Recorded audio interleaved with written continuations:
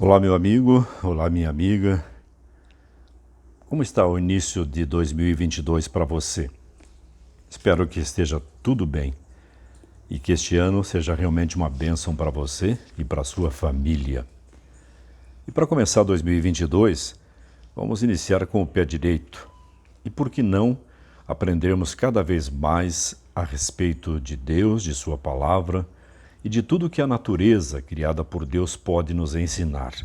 Lembrando que Deus se revela de três maneiras. Uma delas é através da própria natureza criada por Ele, certo?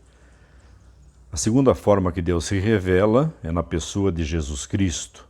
Isso a gente encontra relatos sobre Jesus em toda a palavra de Deus. E a terceira forma é a própria Bíblia.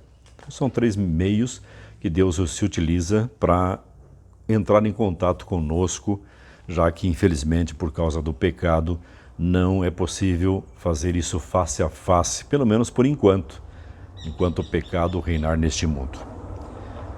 Muita gente me pergunta, Hildo, é possível entender a Bíblia? A natureza a gente percebe. A pessoa de Jesus, todo mundo fala, até mesmo os ateus reconhecem historicamente que Jesus veio a este mundo e é um personagem real, histórico. Não podem negar. Mas entre os cristãos também existem muitas dúvidas, e uma delas é como estudar a Bíblia, se existem tantas religiões e cada uma parece pregar de um jeito diferente. O que a maioria desconhece é que a Bíblia é a mesma. Pode haver alguma diferença na questão de tradução, mas alguém resolveu chamar, por exemplo, de lindo e o outro resolveu chamar de bonito. Não muda muita coisa. Então, independente da tradução que você usa, dá sim para entender a Bíblia. Mas existem alguns segredos que a gente pode, com certeza, levar em consideração. O primeiro deles está em Isaías 28, verso 10. Porque é preceito sobre preceito, preceito e mais preceito, regra sobre regra, regra e mais regra. Um pouco aqui, um pouco ali. Ou seja, você pega lá em Gênesis um texto e compara, por exemplo, com Apocalipse ou com um dos livros do Novo Testamento que tratam do mesmo assunto. Um pouco aqui, um pouco ali, e você vai formando um pensamento que a própria Bíblia cria, nos dando a entender o que aquilo significa. Ok? Um outro detalhe que é muito importante. Os discípulos ficaram com Jesus pelo menos 3 anos e meio, mas não compreenderam tudo. Eles ficaram a ver navios e quando Jesus morreu foi uma grande decepção. No entanto, Jesus ressuscita e depois se encontra com eles. E Lucas, capítulo 24, versos 44 e 45, esclarece um ponto importante no estudo da palavra de Deus. A seguir, Jesus lhes disse: São estas as palavras que eu vos falei, estando ainda convosco. Importava se cumprisse tudo o que de mim está escrito na lei de Moisés, nas profecias, nos profetas e nos salmos.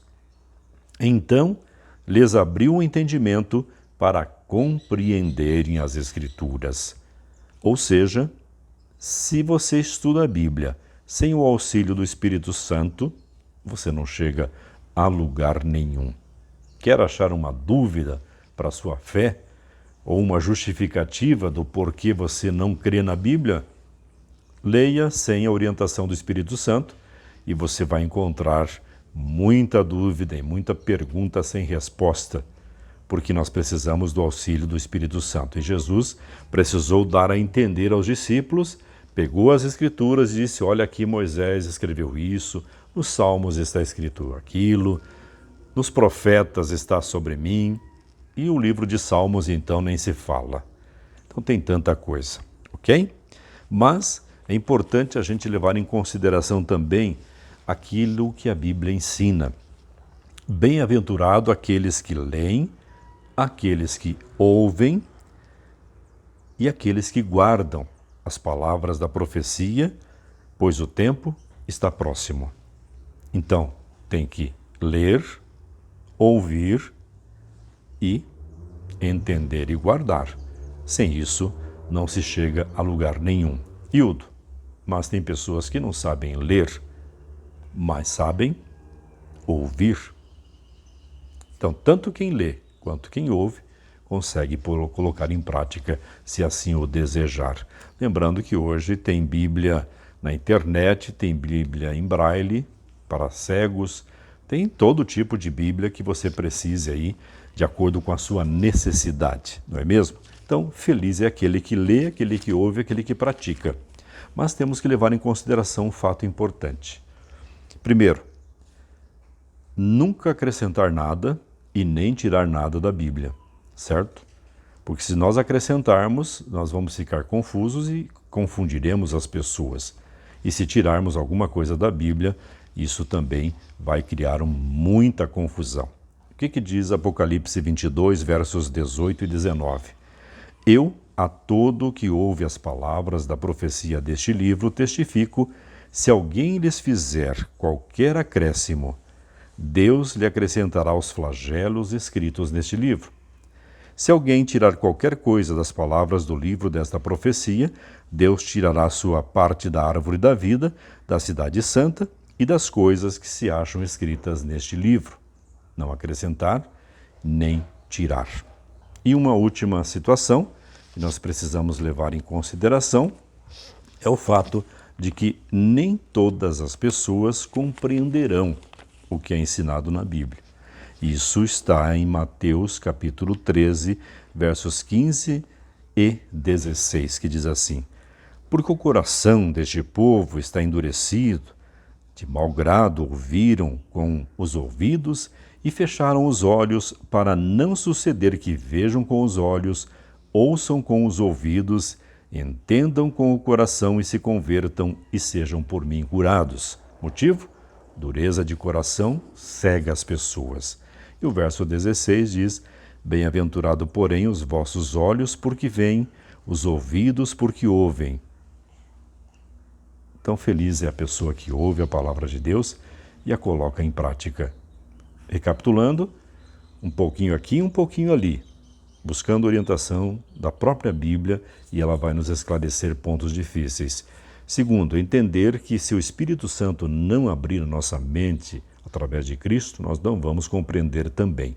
Terceiro, não acrescentar e nem tirar.